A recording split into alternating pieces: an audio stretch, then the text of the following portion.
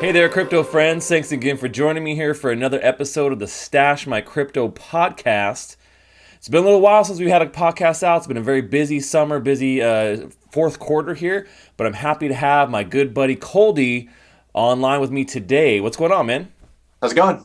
Thanks for having me. Yeah, no problem. So we go way back, man. You know, before crypto, before there was anything even conceived of Bitcoin, we actually knew each other, and it's kind of crazy how things circled back around, and now we're kind of both doing a little bit of stuff in a similar industry. So I don't know. It's kind of interesting how things kind of do that, you know? Yeah, it's definitely a small world. And as soon as I saw your face pop up, I said, oh, I know that guy. I got to talk to him. So it's good to see you back around. Yeah, for sure, man. Well, hey, let's just dive right into this. Why don't you start by telling us a little bit about yourself and what you do, and then I want to talk about cryptocurrencies. But first, I just want to have everyone know a little bit about you yourself as an artist. Sure. Yeah, my name is Coldy. I'm a commercial artist. I'm also a fine artist. I do gallery shows. I've been doing them for about 10 years, pre-Bitcoin and all of that. I've focused in on stereoscopics, Hmm. which uses 3D glasses. And so all my pictures have depth to them, which is a little bit unique in the traditional gallery sense. So it was kind of actually a perfect kind of transition between my art and technology. Right. When I started, I went to my first crypto show in the Bay maybe a year or two ago, Hmm. and I just had my lenticulars and my 3D stuff and a couple cryptos, and everybody just they saw the merge of art and technology, and it's been fun ever since, just experimenting and making art. It's great. Yeah, and so a lot of times, I've had other artists on the channel here, and coming from a little bit of a different world where you work in kind of a production environment, which is kind of a similar environment that I work in as well. It's a little bit of a different beast than when you're just doing just fine art, right? And so I think that's pretty cool to have both perspectives here. You know how you can kind of understand how technology and art merges, and you kind of sit in that nice little crux between the two. You know. Yeah, so I'm also an art director, so I kind of you have like a multi-tier brain. So a lot of times I'm there, if there's a deadline, I know how to produce things quickly and Yeah. self-edit and do all that. And then when it comes to art time, it helps because I can also self-edit as I'm just being creative and experimenting. Right. I can kind of iterate in my brain, and when I sit down, I can kind of get to a solution better, whether it's what I want or not. I can kind of whittle my time down a little bit more quickly. Right. Yeah, so maybe not, you're still in that creative process, but you're not maybe spending so much, downtime or white space time, I'll call it, Yeah, in that kind of creative process. I totally get that. Yeah, very yeah, cool, man. it's been good. I've been kind of trying to actually focus my time a little bit more as well inside of crypto space, Hmm. because there's 1,000 different pieces of art I could just do about what's going on. Yeah. But I've really kind of tried to focus in on a portrait series I'm doing. Um, it's called Decentralize, and it's a decentralized portrait series. So basically, let me show you one. Well, hold on. I don't want to give the goods away yet. Just Oh, sure, okay. before we get into it, I want to hear your story about how you learned about Bitcoin for the first time, and like what was it about Bitcoin and cryptocurrencies in general that really made you want to go in this direction with your art. I mean, in general, was it was investing, or like how did you get into that whole mantra of Bitcoin? So this happened probably back in 2009, 2010. I'm not that OG, but my cousin told me about it at Christmas, Yeah. and I Nice. never see him. And he said, "Hey, old cousin, come, let me tell you about what I'm doing." And they were mining Bitcoin out of their dorms at MIT. Yeah. And he said, we're making this digital money, and we don't get a full one every day, but we get about a half of one every day. And that meant nothing to me, absolutely nothing. And if I took grandma's Christmas money that year, I would be in a different life. Yeah. But all things happen for a reason. It planted a seed, and it must have been 5 or 6 years later, I just randomly stumbled onto it again, not by anybody telling me. I was Yeah. just, clicking around, and that little seed was like, oh yeah, that's what my cousin told me about. And then I was a little bit more informed and just kind of like, then I got it and Right. then kind of jumped in. Very cool. Yeah, I mean, I have a little bit of a similar story. I mean, nobody actually told me about it the first time I saw it. It was just randomly just trolling around the internet a little bit, and I was like, oh, cool, digital money, that's interesting. And then I followed a link and went to a website, was talking about it, and then there was like Bitcoin and Litecoin, and I was like, there's two coins? No, man, that's some bullshit. For me, it But was Ether. yeah, yeah, right, exactly. This was before Ethereum that was Okay, 2013 when I first saw that, and then I kind of was like, man. And then the end of or the beginning of 2014 was when I really took a second look, and it was like, oh wow, okay, this is actually really cool, and there's a lot more to it than just like it's digital money, which sure. is kind of everyone's first thing. Like, oh, that's okay, digital money, yeah, you know, nice. So now that you've kind of made this merger, between, kind of cryptocurrency and, some of your art pieces. Let's talk a little bit more now about the awesome, amazing art you're doing, and show some of that cool stuff off, because I got a chance to see this and talk with you a little bit during Bitcoin 2019 conference, and it was really cool to see this stuff like right there, in my face, man. And I think my buddy Beatles, Crypto Beatles, was at your booth too, and we were all kind of talking about, it, and he was buying a couple of your pieces, and just it's really interesting. So yeah, go like dive into that now. I want to know all about that, how what your inspiration was for this series that you're working on. Okay, yeah. So, like I was saying, it's called Decentralize, and it's really a play off of the world decentralized. Hmm. So it's a portrait series where what I did was I took my first person was Vitalik. So Yeah. I took 10 different pictures of Vitalik, and I clipped the pictures apart. So one of them had an ear on one of them, one had a forehead, the nose, and the eyes, and I reassembled them into a new portrait. Yeah. Very Picasso. So I'll hold this one up. So this is Yeah. this is Vitalik, and the video doesn't really show it off, but this is a lenticular Yeah.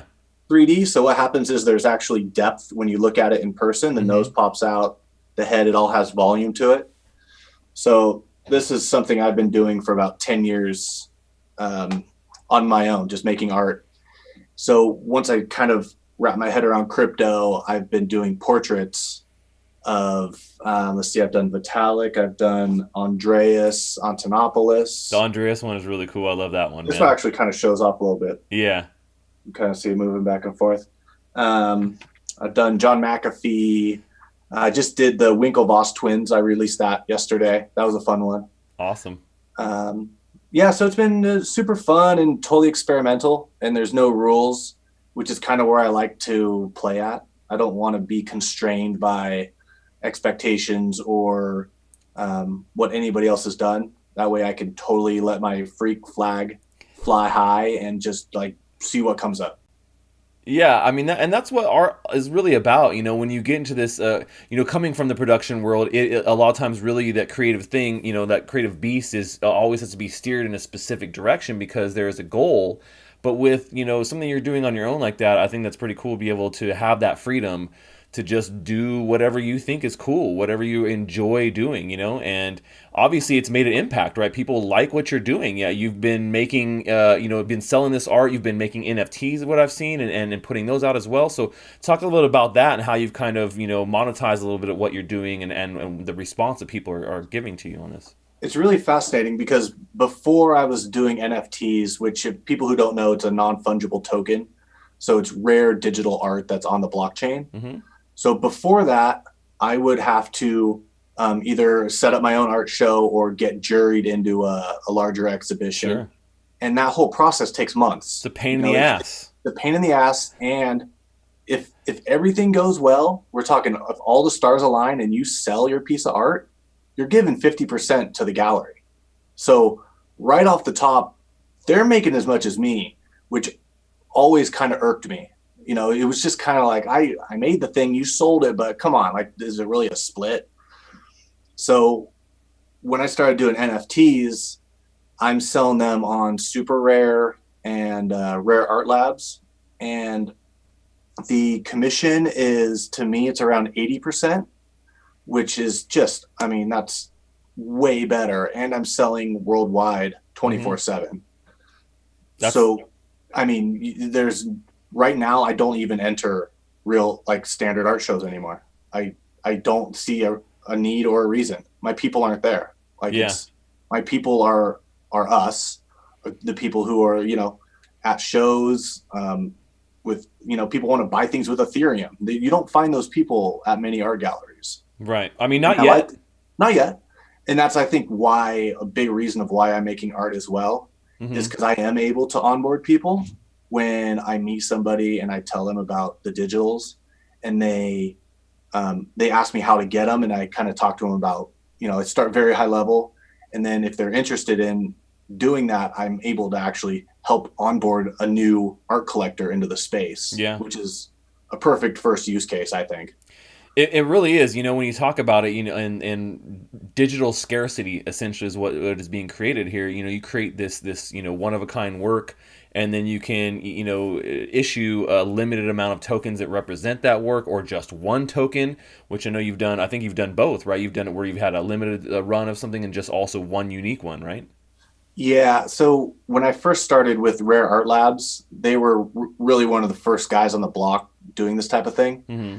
And they issue ERC 20 tokens. Mm-hmm. So this was kind of before 721s came out. Mm-hmm. And in that series, it was a lot of additions.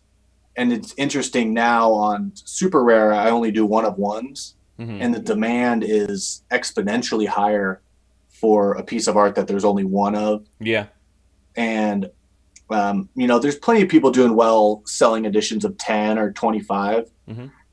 It's just that experiment of, do I want, if you're going to monetize it, do you want to find one collector who wants to pay you the full, value of it? Or do you want to split that up into 25 people Yeah. to do that? And there's 1,000 different ways to sell it. I've found the most interest, and like the serious collectors really want the one of ones. Yeah. No, and that's how it is, when you talk about people who like to collect things, right? The rarer it is, the better. Yeah. And so if you can get something that is a one of one, and it's something that you feel is desirable to other people, then you're, I mean, a little bit speculating that it's going to go up in value. That's what all the entire art world essentially does. I Yep. mean, Yep. people buy things, they like it, they love the artist, but at the same time, I think that they're, especially if they're paying top dollar, they're thinking, hey, this is going to be something that is going to be unique in the future. And in art in general, that's always been the case. Anytime you produce a work of art, because it was something you couldn't necessarily replicate until the digital age. You did a painting, and it's like, well, I only have one of these paintings. I can't, even if I try and do the exact one again, it won't come out precisely exactly the same as the previous one. It could probably be almost pretty close, almost imperceptible, but to like a fine art person, I'm sure they'd be able to spot the differences. And I think that's one of the cool things about being able to do something digital like this, because your work resides in kind of that, like I said, that like kind of crux between the digital and the real life, because you could also have a real life representation of that. So is that something you've ever done, where you had like an NFT for a piece of physical art, and there was only one of that physical art ever made, and then you had an NFT connected to it? I personally haven't. That's kind of a big, kind of a, I wouldn't say a sticky issue, but there's people have different views on that. Mm-hmm. I have a hard time in my mind thinking that if I were to sell somebody a digital token and a physical piece of art, Mm-hmm. ensuring that those two stay together, Yeah. I can't verify that throughout history. Yeah. And different people have different opinions on that. But until I can have like an RFID that proves proximity or something that I know they're connected, Mm-hmm. I keep them separate, and all the collectors know that you're getting the only digital version. There is a physical version, but it's a separate piece of artwork. Yeah. Yeah. And everyone understands that. But I would love to be able to merge the two in the future if I felt comfortable that they were going to be in the same hands, that would be awesome. Yeah, it's definitely a unique situation. I was actually on a panel with a bunch of fine art lawyers, people who were in that thing, and this was like, a couple months ago, and that was essentially what we talked about. And there's like 40 people in the room, and they're all talking about, well, how does that happen? How do you actually get in a physical piece? And I'm like, well, I don't have all the answers. All I'm saying is that there's a potential here for more efficiency within the whole space. And what is that solution? I'm not sure, but definitely blockchain provides some sort of hopefully basis for something like that here in the future. I think that'd be pretty cool as well. And one of the things kind of separate from NFTs is just the art provenance. Yeah. There's a couple sites like Verisart. Right. They just got a huge funding round where I can take my physical art, and I've done this. Some of my larger lenticulars, the ones that are like, I would say like the higher echelon of what I'm selling. Yeah. I'll make a provenance record of that, Hmm. and then when it's sold, I can transfer that to Yeah. them on the Bitcoin chain. So there is that lineage, Yeah. which isn't like you don't have to trust a piece of paper or hearsay. Right. It's Yeah, we on the talked block. about that too. Yep. Yeah, so I think that is probably the most understandable for the traditional art Hmm. space right now, which is great. Whatever Yeah. gets people in is great. Yeah, and and it kind of went into this like, well, what about the black market? And then people, and there's so many things there, but it is like, I think there's a lot of possibilities there in the future for that. So I definitely agree with you on that one. So, hey, one of my last questions here I wanted to go over with you is, how do you feel art like this affects an emerging industry like cryptocurrency? Do you feel that it's important? Do you feel that it drives mass adoption, or that it lends more credibility to it? How do you feel, art like this, helps an emerging, class of stuff? I think that we're all kind of in this ecosystem together where we're all doing our own little thing to create this mass adoption. Right.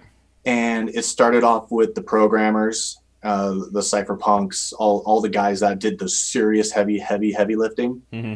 And as an artist, I take a lot of responsibility of giving a visual representation of what's going on. I don't know how to code.